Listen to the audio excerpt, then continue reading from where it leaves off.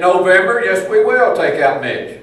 And I tell you what, there's another little fellow runs around this district everywhere, every once in a while, with a little old check that he wants to hand out here and there, which we appreciate everything we get, but not doing near enough for the first district. And we're going to replace him with this lady right here. Heather Ryan, please come up here.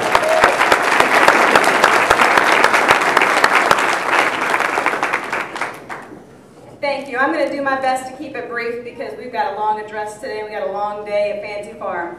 I just wanted to say a few things about myself and my opponent. Gladys Morphew was introducing me around earlier, and she introduced me into a fella, and I said, I'm running against Ed Whitfield. And he said, who? And I said, precisely, exactly. You don't ever see Ed Whitfield around here, and if you're from anywhere else in the state other than the 1st District, you don't necessarily know who he is, because it's not as though he's a controversial fella. He just kind of stays under the radar, doesn't make a lot of noise, so he must be okay, right? Well, let me tell you, that's not the case. He consistently votes against health care for poor children. Who does that? He consistently votes against veterans' benefits. He voted against prosthesis for wounded veterans. Who does that? He votes against, he recently voted against the Foreclosure Act. Who does that? Someone that's not that great of a guy.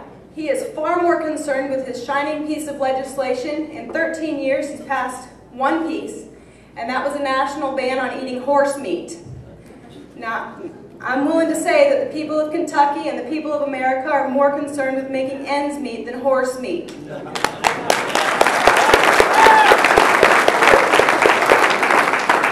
I gave a little address yesterday at the luncheon for unions, and I'm not sure if you all know about my background, but I am a proud union member. I was a UAW for 5 years. My brothers are both union. My dad was union. My grandfather, my great-grandfather, we're all, it's a big union family.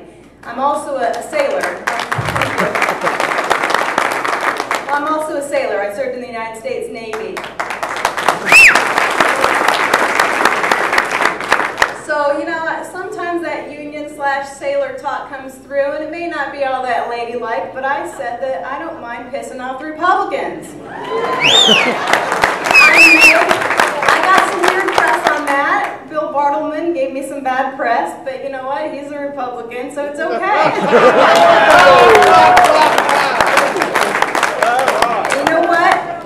I don't mind not being that ladylike, not being that rubber stamp, because if we want a rubber stamp, we'll keep who we've got. If you want someone to go to Congress who's going to stand up for the people of Western Kentucky and vote for veterans' benefits and for the working men and women who built this country and for the people of this district, and that's me. That's not a rubber stamp, and I don't mind if I'm considered not ladylike.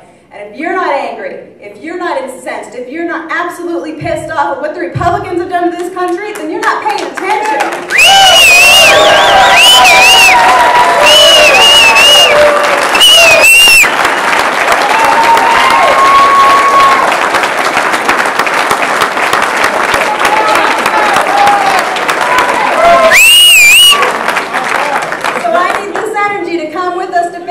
We'll tell the Republicans that we're sending them packing. Ed Whitfield's going back to Florida, where he lives, and we're going to send Mitch McConnell back to where the hell ever he lives. That'll be the key word there.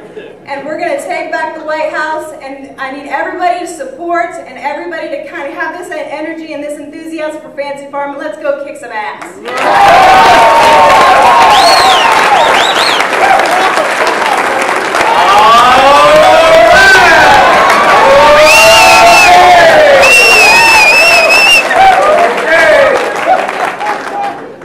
Ladies and gentlemen, our next speaker is Carol Hubbard. You got a task on you now.